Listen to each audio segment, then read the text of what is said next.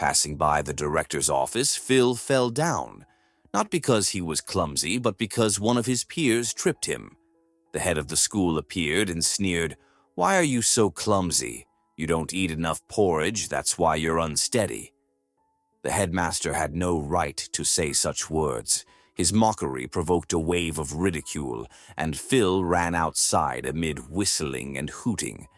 Though he didn't want to return to class, he had to. Skipping would mean facing an even worse ordeal at home. Phil's father was a strict man who didn't tolerate any liberties. Whenever his son complained about his classmates, he would say, "Stop whining. You're not a woman to shed tears. Prove you can fight back." Though bold advice, Phil didn't want to solve his problems that way. He hoped everything would work itself out, that he wouldn't always be seen as clumsy. Only his mother, Helen, truly understood him. Seeing Phil suffering, she called him into the kitchen one day when his father wasn't home and said, "You're just modest. That's the only reason for your struggles. Don't give up. You have all the makings of a smart and determined person." Yes, the mockery hurts now, but as time passes and your character develops, you'll see where life takes you. Though vaguely, Phil understood his mother's message. His classmates weren't the whole world. As a teacher at the technical school, Helen knew firsthand what it meant to feel like an outsider. Unlike his father, she didn't push him away, but offered guidance that would later help him stand tall and prove his worth.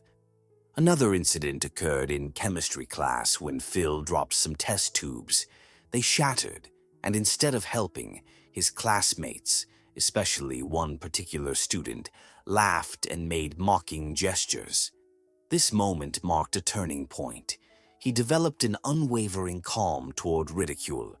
From then on, when teased, Phil walked past as if untouched. His mother had taught him this response to taunts.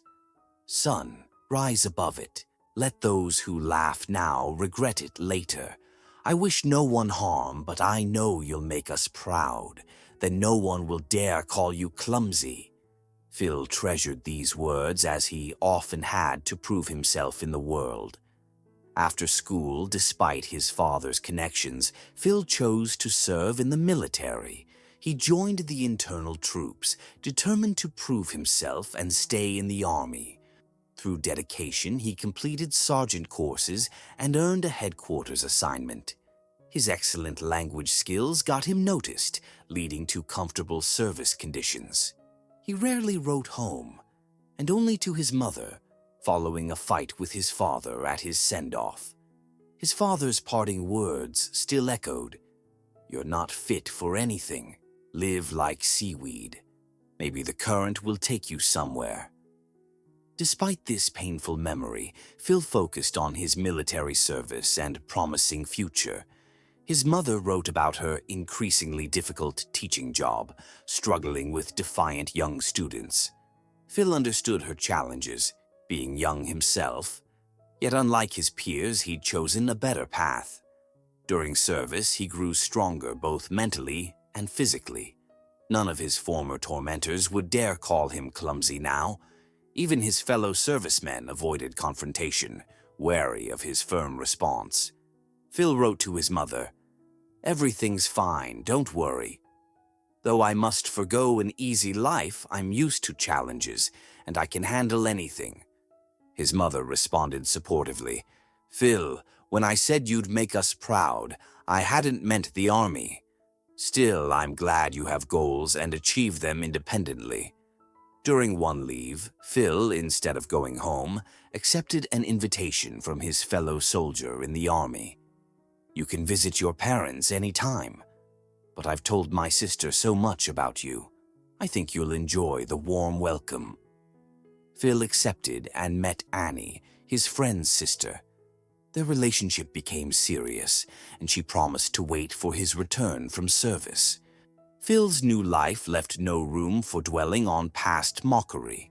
He felt valued, loved, and waited for. Though in her letters his mother always asked when he'd visit, Annie's words carried more profound meaning for the young man. Soon, Phil announced to his parents his plans to marry. There was an immediate reaction. His father merely waved his hand, but Helen gave her blessing. She only asked her son to first bring the girl to meet them.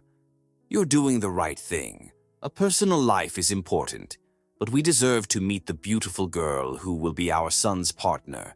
Who knows, it might just be a passing attraction." But Phil assured his mother he was serious. "No, I love Annie. I don't want to see any other girls."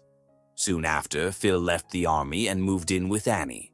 They began living as a family, but before long he started missing the army.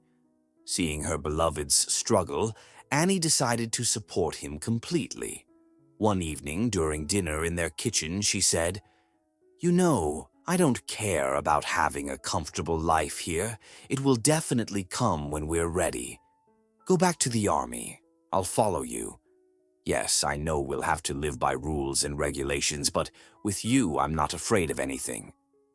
Phil's eyes lit up with happiness. "My love, I never thought you'd support this. You finally waited for me to return from the army, and now you're willing to go there with me?" They officially married in the army to continue living together, and after that, the man returned to service where he was welcomed warmly. One day after the wedding, Annie found an album while sorting through their belongings. Inside were photos of Phil as a schoolboy. "No, that period of my life holds too much negativity. I don't want to revisit memories that bring pain and irritation," he firmly said when she tried discussing the pictures. And then one day, while driving his company car, a woman suddenly blocked his path, crying, "Please help my child." Phil leaped from the car and followed her. In the courtyard, he saw thick smoke pouring from a third-floor balcony and heard screaming. Without considering the danger, he ran up to the apartment and kicked in the door. As firefighters arrived and onlookers gathered, Phil emerged carrying a little girl. She had hidden in a room and avoided injury, though smoke seeping through cracks had made breathing impossible. Her mother had been visiting a sick relative, never expecting an electrical short would spark a fire. Phil's uniform was singed, but he hadn't noticed while rescuing the child. Only when medics removed his tunic did he realize he had burns. Annie learned about it that day and rushed to the hospital. Though Phil tried convincing the doctor to release him, he had to remain at the medical center for a week. The incident drew attention, and Phil appeared on television. He stood in uniform beside the rescue team chief and his commander, receiving a Medal of Honor for saving a life. He answered journalists' questions, humbly stating he'd simply done what was necessary. His parents watched the broadcast, his mother crying at the rescue chief's praise. His mother turned to her husband. "See how our son proved you wrong. You're the weakling, not him, so keep quiet." His former classmates also saw the broadcast that day. They were shocked that the loser they'd once mocked had become a real hero man. A month later, Phil, along with Annie, visited his mother. Passing his former classmates in the yard, he ignored them completely. He had no interest in speaking with them. He'd achieved his goals, standing firmly on his feet with a loving wife. Most importantly, he'd made his parents proud. While his mother had always believed in him, his father now admitted, "Well done, son. I'm sorry I was wrong." Though not boastful, Phil felt lasting pride in himself. If you enjoyed this story, please like or leave your thoughts in the comments. Thank you.